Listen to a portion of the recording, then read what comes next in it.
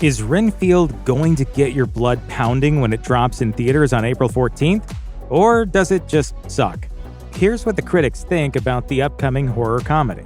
Nicolas Cage is returning to the big screen this month as one of the most iconic fictional characters of all time, Dracula. The Oscar winner stars alongside Nicholas Hoult in Renfield, the new film from the Tomorrow War director Chris McKay. Based on an original idea by Walking Dead creator Robert Kirkman, the film follows Hoult's Renfield, the longtime henchman of Cage's Dracula, as he tries to start a new life for himself away from his bloodthirsty boss. As its tongue-in-cheek premise suggests, the first Renfield trailers have sold the film as a bloody but light-hearted horror comedy that, perhaps more than anything else, will give Cage the chance to chew up the scenery once again. Now, ahead of the film's forthcoming April 14th release, the first reviews for Renfield are starting to roll in. While an overall critical consensus has yet to be cemented, the early buzz for Renfield seems to be mostly positive right now. That isn't to say that the early reviews for the film have been overwhelmingly glowing. As is usually the case, some critics have taken to Renfield far more easily than others. Consequence critic Liz Shannon Miller, for instance, gave the film a B+ score in their review, writing, "Renfield knows exactly what it wants to achieve and does so effectively." Miller isn't the only critic that enjoyed Renfield.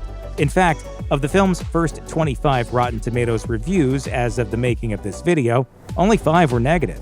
While each critic has offered their own takeaways from the new horror comedy, those who enjoyed Renfield have repeatedly emphasized the film's combination of gory violence and chaotic sense of humor.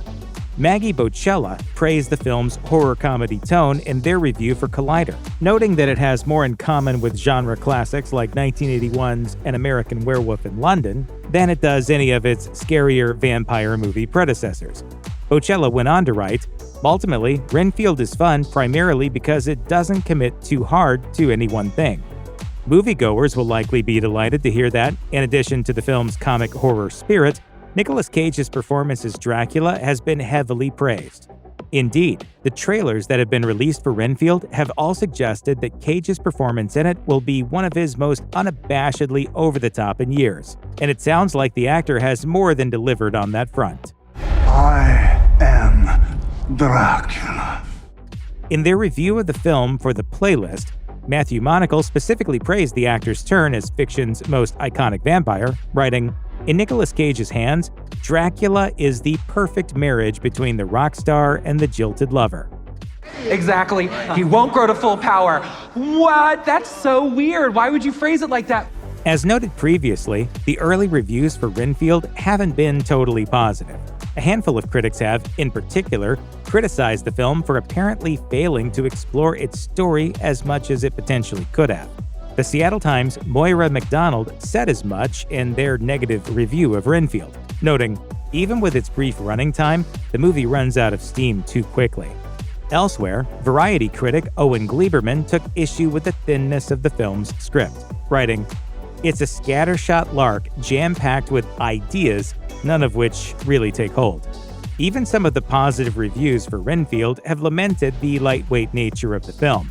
In their Scully Vision review, Dan Scully gave the horror comedy a fresh rating on Rotten Tomatoes, but was also quick to note that it doesn't quite live up to its own promise. Renfield proves to be a broadly pleasing, remarkably safe studio comedy. This isn't necessarily a bad thing so much as it's a case of squandered potential. With all this in mind, it seems safe to say that Renfield delivers an enjoyable, if not necessarily outstanding, experience at the movie theater. Focus on your needs.